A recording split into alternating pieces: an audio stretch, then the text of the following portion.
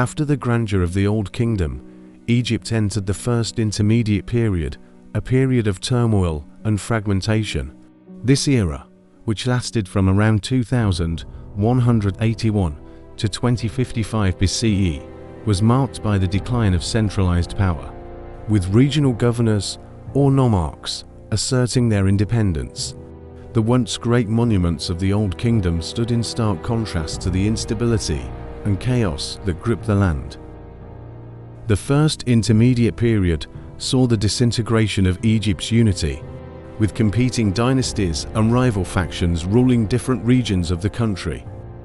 The 7th and 8th dynasties ruled from Memphis, but held little power, while the 9th and 10th dynasties established themselves in Heracleopolis in Lower Egypt.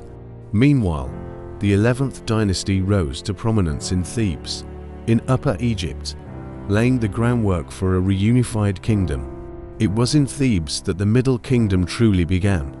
Around 2055 BCE, Mentuhotep II, a ruler of the 11th dynasty, succeeded in reuniting Egypt under his rule, marking the beginning of the Middle Kingdom.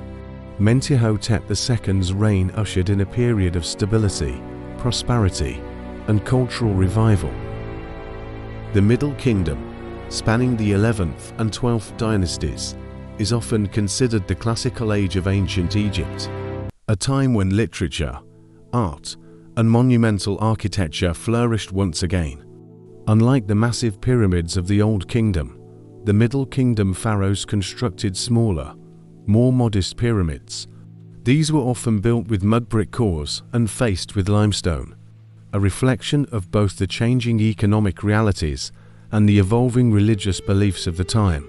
Despite their smaller size, these pyramids, such as those at Dahshur and El Lahan, were still monumental feats of engineering and symbolized the pharaoh's connection to the divine.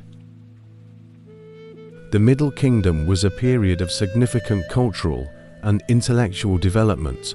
The literature of the time, including the famous tale of Sinner Hand Instructions of Amenemhat, reveals a society deeply engaged in philosophical reflection, self-examination, and a renewed emphasis on moral and ethical conduct.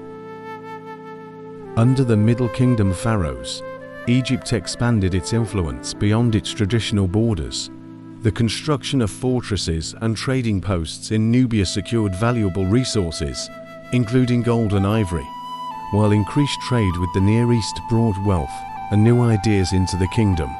This period of expansion and interaction with neighboring cultures contributed to the richness and diversity of Middle Kingdom civilization. However, the Middle Kingdom's stability was not to last forever. Around 1800 BCE, the centralized power of the 12th dynasty began to weaken, leading to the onset of the Second Intermediate Period. This era was marked by the invasion and settlement of the Hyksos, a foreign Semitic people who established their own rule in the northern part of Egypt, while the native Egyptian rulers retained control of the south.